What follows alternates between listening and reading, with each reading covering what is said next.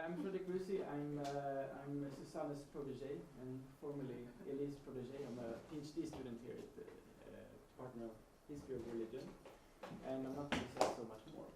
I will chair this session. So, thank you. Thank you for being here. This is a so what I'll try to present in the next 20 minutes to 25 minutes is a part of a project that I've been working on for the last 5 or 6 years. And it's based mostly on ethnography of what I call marginal minorities and new minorities in a particular nation state, which is, I look at Morocco and Tunisia in particular.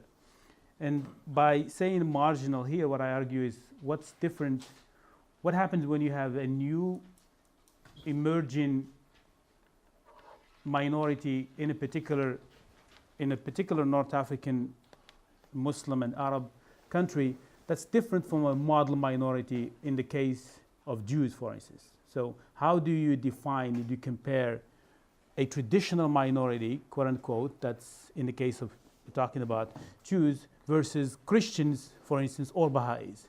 Christianity, of course, arrived to Morocco with the Romans, but at some point by the 11th century, we don't have an indigenous Christian community.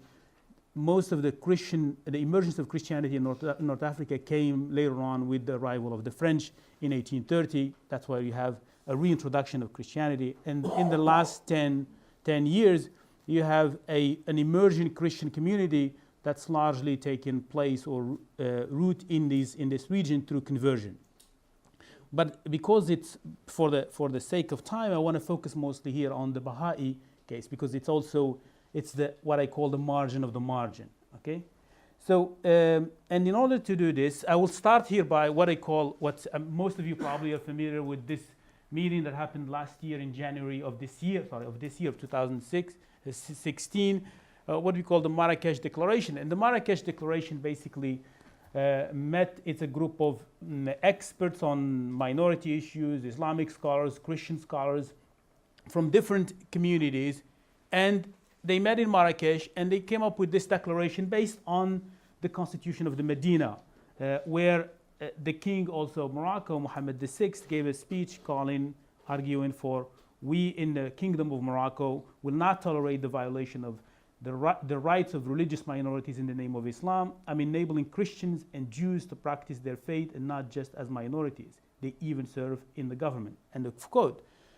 But what I want to see, if you look here, the representation of these communities, Christian and Jews, is done. First of all, you have Karen Thomas Smith, who is an American Christian, works in one of the universities, was one of the attendants of this conference, and you have Jacques Kadosh, the leader of the Jewish community of Marrakesh, and the rabbis. That's it. So what about the other communities, the silent community? So that's the question I'm trying to answer here. So in his book, Fear of Small Numbers, an essay on the geography of anger, Arjun Appadurai looks at the roots of the worldwide genocidal impulse towards minorities, whether they are numerical, cultural, or political, and whether they are minorities through lack of the proper ethnicity or proper documentation, or by being visible embodiments of some history of mutual violence or abuse. Minorities are seen as the representation of a modern, and I quote here, a modern world of statistics, censuses, population maps, and other tools of state, end of quote, bureaucratic control. Minorities could potentially serve as a site of, quote, displacing social, economic, and cultural anxieties by state authorities. Using this framework, I make the point that Baha'is in Morocco are the embodiment of the religiously deviant groups that pan-Arab and pan-Islamic voices saw as an unhealthy and disloyal at the time of national rebuilding. The fear of the Istiqlal Party leadership by, and this is the major political party in Morocco, the fear of its leadership of a small community of Moroccan converts to Baha'ism is part of an anxiety of religious conservatism that characterized the discourse of Allah al-Fasi towards Jews, Baha'is, Marxists, and Berbers. So what you have here in this early post-independence period is this idea that because of a new model of nationalism that's anti-French colonialism, now you're starting to see anything that talks about diversity is now trying to be shunned or at least pushed to the side. So even that, so Allah al-Fasi, the head of this political party, had certain negative views, not only towards Berberness or towards Jewishness or Baha'is, anything, and the Baha'i case was the unique case as far as his model. So the anxiety is also about purity and its relationship to Moroccan identity. This view of importance of pure and untainted national ethnos reduces national peoplehood to ethnic singularity. Therefore, the existence of even the smallest minority within national boundaries is, and I quote, intolerable deficit in the purity of the nation. Padurai contends that majorities always feel frustrated because of their constant perception of ethnic diffusion and its potential threat to national purity. He notes, and I quote, minorities being a reminder of this small and frustrated deficit thus unleash the urge to purify. This is one basic element of an answer to the question, why can small numbers excite rage? Small numbers represent a tiny obstacles between majority and the total purity. In a sense, the smaller the number and the weaker the minority, the deeper the rage about its capacity to make a majority feel like a mere majority rather than like a whole and uncontested ethnos. I apply this framework to the analysis of the situation of the Baha'is, community in Morocco during the post-colonial period in fact. So as I said, I'm focusing on the Baha'i, and if you have questions about Christians, for the sake of time, I can answer those later.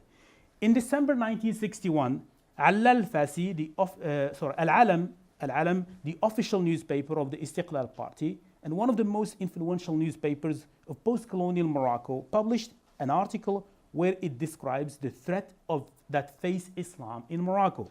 And I quote, when we look into the factors which led to this, quote, the decline of Islam, we discover the preaching missionaries, that preaching missionaries are the outstanding factor. There are the Christian missionaries with their various means, then the Jewish schools which accept Muslim students and convert them into devoted Jews and send them to Israel. These are the movements which have schools and institutions. But there is another community which was driven out of the Islamic East and came to Morocco with its destructive ideas. These are the Baha'is. So let me go, so basically, and now I'm gonna talk orally here. So now that I set up the context here, so basically, so the idea here that Allah al-Fasi puts forward is, first of all, in Moroccan Islam or Moroccan political culture, you have the whole system is based on what we call, first of all, the concept of allegiance, the bay'ah, but also the fact that the king is Amir al-Mu'mineen, the commander of the faithful. So by extension here, in the idea that you have a Baha'i community is basically an antecedent or an opposition to the whole Islamic model, to this system of government, because Baha'ism believes in a prophet after Muhammad, Baha'u'llah. So that basically in itself is contradictory to the whole system. But still, in this model, what you see also, you see an idea, so the Allah al-Fasi, to a certain extent, who argued for a conservative form of Islam, the king of Morocco, even though he believed in the idea, even though the system is grounded on Islamic principles, but there are a lot of secular elements in it, and these secular elements are represented by some modern advisors, secular, you can also qualify them as secular advisors, or in opposition to Allah al-Fasi, and the main leader of them is Gdira, one of his former advisors. So if you think about this, so now how is this reflect in this model of how Baha'is are seen in the whole North African region? Baha'ism is, as I said, is a modern religion that came to Morocco in the late 1940s. It arrived to Tunisia by 1921. So Tunisia basically is the oldest country that had a Baha'i in North Africa that had a Baha'i community outside of Egypt, because I don't consider here, I don't look at Egypt here as part of the North African context, because Egypt has one of the largest Baha'i communities. and still, so this Baha'i community, as I said, came through converts or Baha'i converts from Iran as well as Egypt. So in the post-independence period, there was a model that was actually pushed by the monarchy itself. So I'm here looking at a macro instead of the micro here. Before I get to the micro, I'm talking about the macro level here. So in this model, in this religious model was built from the beginning on diversity. So what you see today in the post-independence, in the last 10 years or 15 years, is actually a reflection of a model that has already been set up by independent period, where the monarchy established this idea of conviviality between Jews and Muslims. So you can see it in what we call the al-wifaq. This is one of the, and this is a form of association that includes both Jews and Muslims. And it also had meetings. It also recognizes the importance of the Jewish community, religiously speaking. The Christian community was different, even though this is post 1980 when the king met with the Pope. But you have the Christian community, as I said, it was all related to French settlers who came to North Africa. In the case of Morocco, the community was very limited to groups either in the major cities in Casablanca, Rabat, but also it was also in the hinterland of Morocco, for instance.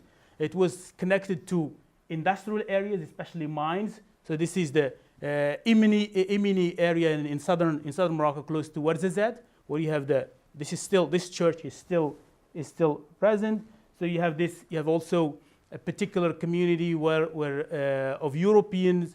Later on, even during World War II, you have a lot of people who worked in some of these camps, some of labor camps around these mines were added to the numbers of these communities.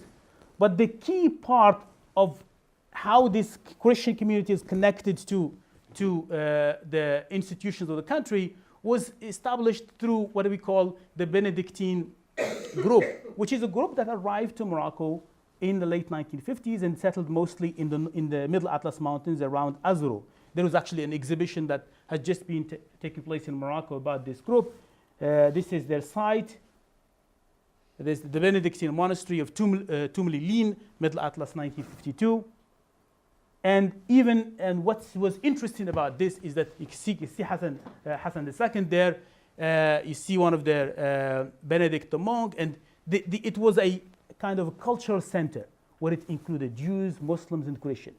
So this was already established as of post-56. Later on, what happened is that you have different cases in the last 20 years about questions of conversion that led to the expulsion of many of these groups. This group still always been tied to this area of the Middle Atlas Mountains around Azuro. And from there, we rarely talk about Moroccan actually Christians.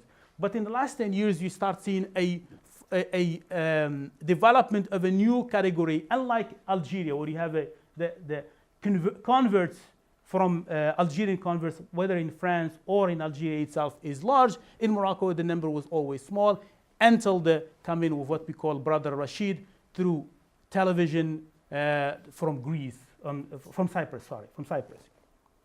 Now, I want to move a little bit further here and talk about how does this. So you have to a certain extent, you have the Christians are still regarded as accepted because of the idea of the people of the book. But why is the Baha'i community different here? Baha'ism, to a certain extent, is linked to a very important case that we know, what we call the case of the Baha'i case, 1963. And during the period where Allah al-Fasi was Minister of Religious Affairs. And in 1963, about 15 teachers were imprisoned on the basis of that they left Islam, they converted to a different religion, and they what we call khalal fil aqida. Basically, you are moving away from the root of religious belief, which is considered Islamic in Morocco here. So let me give you a little bit of history to the Baha'i community here. So as I said, the beginning of the Baha'i community really in the region started in the early 1920s, 1921. By 1939, you have a full-fledged community, mostly in Tunisia. And because of the conditions were there, Algeria was totally different because it never had a well-rooted community. But in Tunisia, because of the networks, mostly networks of merchants that are connected either to Egypt or connected to Iran, and Morocco was part of this model, but because of the unavailability of networks, at the time, you have, in some sense, the beginning of this what's been written as, or at least people refer to as, an infiltration, quote unquote, of the Baha'i belief through the African American community. So Baha'ism arrived to Morocco through African Americans, through what's called the 10-year mission. This was established by the son of Baha'u'llah, the grandson of Baha'u'llah, who basically said we need to have a movement of conversion, although Baha'ism doesn't believe in many ways in the conversion model that some other religions do, but they said we have to do that in over 10 years. And the 10 years were from the late 1940s to about late 1950s to early 1960s. They sent a number of African Americans, especially Dr. Helen Elsie Austin, who settled in Tangier, and that's where, and she was basically working for an American, what's called the American quote unquote State Department at the time in Tangier, and then later on you start seeing coming of other Baha'is, either of Persian origin or of Egyptian origin. So you have the what's called Fawzi Zain and his family were probably the most important individuals that played a major role in the beginning of a rooted community in the area. And that was connected, it was in many ways also connected to other parts of Africa. So here you have not only the idea that Morocco was seen as, quote unquote, as part of Black Africa, so you send African Americans from North Carolina, but also you also link it to Egypt because of the Arabic and already a settled major community there. And then the next thing you also led to connected to Uganda because of already an established community. So those networks, the African networks that were connected not only to Central Africa, but also to North Africa. And so we're still talking here about the 50s. By late 1950s, you have a community of expatriates from outside, foreigners, and that community of foreigners established what we call the first community in Tangier by 1954. This is I've interviewed a number of these actually, some of them actually are in Los Angeles, which is really interesting, their descendants. And by 1960, you already have a community of Moroccan Baha'is in the region of Nador, 1960. And this is what they had one of the main figures of this movement. And that's what triggered this push against what we call the Baha'i community in the idea of the purity that I already talked about. That was central to an Istiqlal Party discourse about what a Moroccan nation should be. Now, we know, I can go in the question and answer section about what were people involved in this, but what I want to talk about to summarize here is that what you see, especially in Morocco recently, is that this push against the Baha'i conversion or Christian conversion that's really anti-purity, anti-quote-unquote purity, is now being also subjected to some form of a relative acceptance now. And what you see in the last, I would say, decade is now a coming out, what we call the coming out of a community of Baha'is that's being displaced largely in the discourse of where you see public faces of Baha'i, what we call Baha'i Moroccans in the public sphere. Not only Moroccan Baha'is, but also you see Moroccan Christians. There is if you go online, most of the interviews, these are the only people I could actually put their face on. But a lot of the Baha'is I interviewed, either online or in Meknes and in Tangier and Tetouan, I still have to hide their identity because they are still not comfortable showing this. But this case, in a sense, it also opened up the discourse, not only about what a minority means, but also to what extent the state can accept. Because the red lines still fluctuate in terms of when the government can actually imprison people or not, once they, quote unquote, move beyond the norm, the norm which is an Arab, Islamic, Maliki school of thought. But at the same time, you have also part of this discourse that I've already mentioned at the beginning when you look at the Declaration of Human Rights, the Declaration of Marrakesh. It's also, the state is always juggling, trying to figure out a way, what kind of balance it has to strike, not only to undermine the legitimacy of the nation state, but at the same time, or its own political and religious legitimacy, but at the same time be aware of the, quote unquote, the human rights discourses, the global discourse of, quote unquote, nation states. Thank you.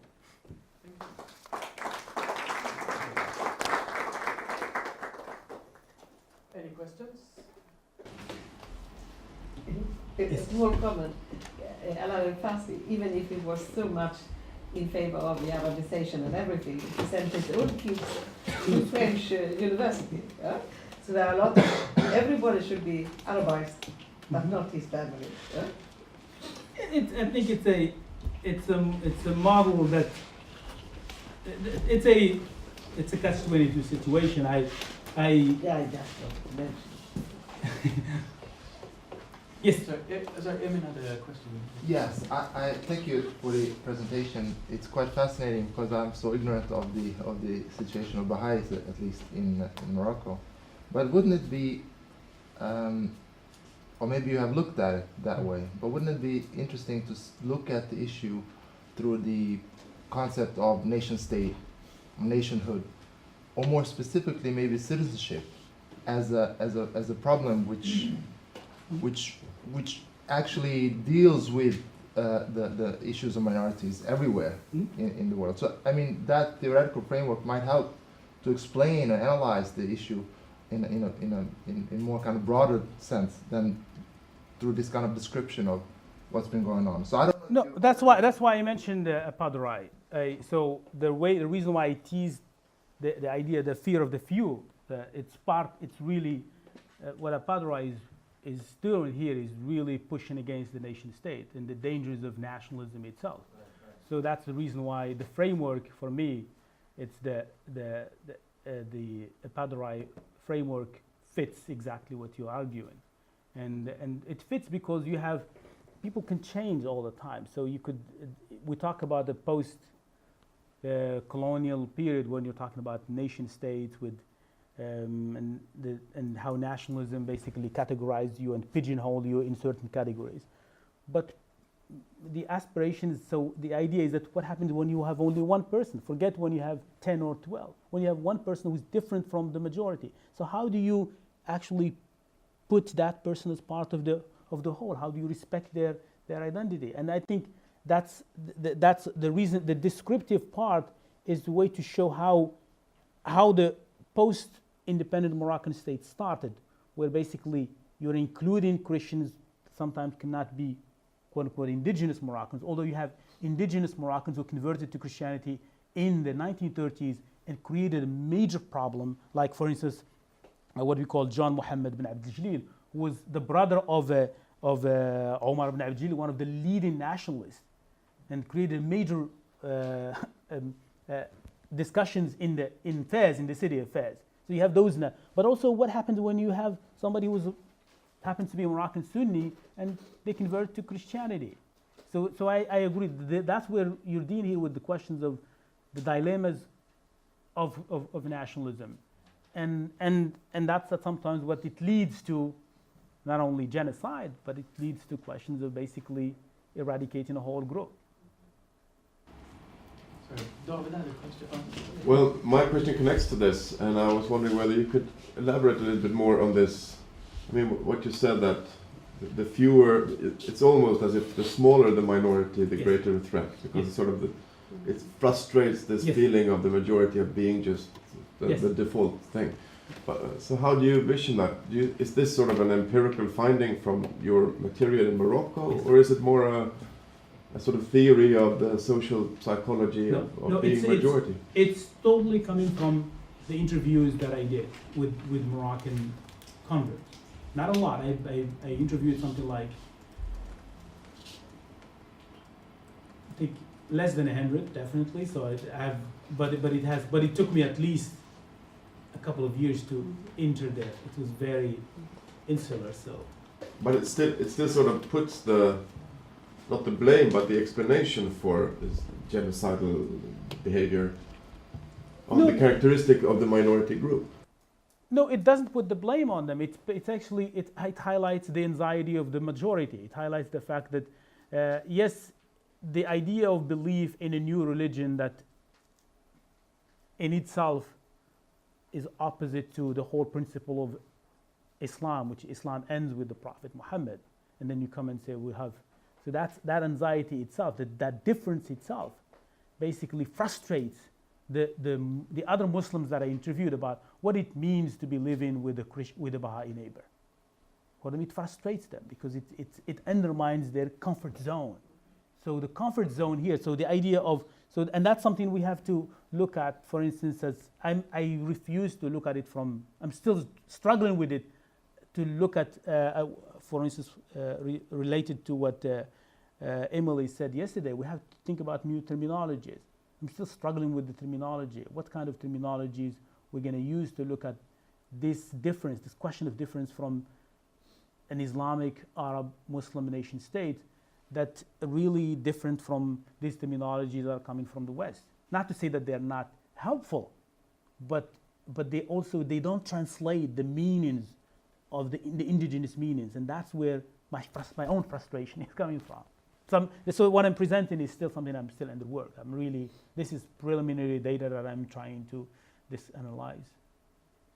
Okay, I have 3 questions in line, and for the sake of time, I suggest that we have no further questions after that. So, questions? Yes. Thank you. So interesting. I'd like to know what, I'm not sure if you said it at the beginning, I'm Yeah. sorry. What kind of communal gatherings do they have? How do they practice? That's a great question. They're mostly in homes.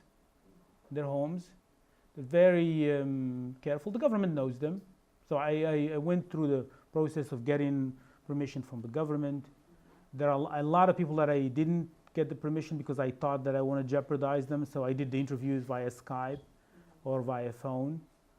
And but some of them didn't even, some of them were just chatting. So they have their own chat rooms. But they have their own, people know, they're very concentrated mostly in Meknes, in Tangier, as well as Casablanca. But really the stronghold is in Meknes and Tangier, and Tetouan, of course. Of course, Nador used to be the heartland. And of course, the other question that relates to the other presentation is about Berber. Because if you look at Christian Baha'i, is always emerged in the Berber domain. So it also pushes again this divide Berber Arab in the country. It links it to the colonial heritage and the colonial history, and that's the other problem. I just wanted a quick clarification Yes. that in terms of, and you may have mentioned this in the beginning, I apologize for coming in late. In terms of being, my understanding was that in order to be a Moroccan citizen, one must be indigenous. There are exceptions, I understand, but one must be indigenous, and to be indigenous, one must be Muslim or Jewish. So legally, a Christian cannot be a Moroccan. Am I right? An indigenous, I guess it all hangs on what we call indigenous. These are the questions that are really debated within the CNDH. Human But rights. there's nothing official. There is nothing official. And the WikiLeaks stuff Yeah, that came yeah. out about that just Yes, kind of raised the yes, issue. But there's yes. no, so as officially. Yeah, it's a very fuzzy. These are fuzzy lines that no, that are not. That yes, and that because that also raises the question: what happened when somebody died? Where do you bury them? Mm-hmm. And I've seen cases where a lot of people struggled, and then people just write down the name Muslim. But so legally, Yes. it's still the case. Yep. Christian. So these are really amazing issues that are the Sandy Ash is trying to deal with them right now. Yeah, regarding Christianity in the Yes. Camellia, Yeah. there are so many who are converting to Christianity, like a protest against anything that is looked upon as Arabization or Islamization. It's, I don't know. I think a lot of it also is individual because Nadia Marzouqi, the Dar Marzouqi, has written a very interesting piece about the Christian groups in Algeria, and but what I see the Algerian case is really different because I think you can actually tie to at least a century of social communal practice that within the Kabylie. In Morocco, it's different because the community was so small. So that's really why I think this case is so important for me personally, as somebody who works on minorities, is that how do you create discourse? How do you invent a minority? How do you invent it on the ground? How do you invent it in terms of technology? So the case of the Baha'i is Allah al-Fasid from the beginning in his, because a lot of people there was a whole discourse, debate. If you look at the newspapers from 1960, even Martin Luther King had to intervene and talk to the king. That's why the king ended up releasing them, because there was so much push from the Americans, especially Martin Luther King, to tell, because the Baha'i community in LA and in DC was trying to make the case in the United States, and they ended up so you internationalize it, and then you bring it to the local domain, and then you silence it, and then it emerges again, and then as it emerges, the state has to deal with it, so now before you could, the moment you are somebody, you are a Baha'i, you could be put in jail. Now, Yeah, exactly. now it's not the case anymore, and that's what's also interesting is how the state itself is trying to deal with this case, with this very small group that is opposite its own ideological basis, which is that you have this is a Maliki state. Yeah. Thank you so very much. Thank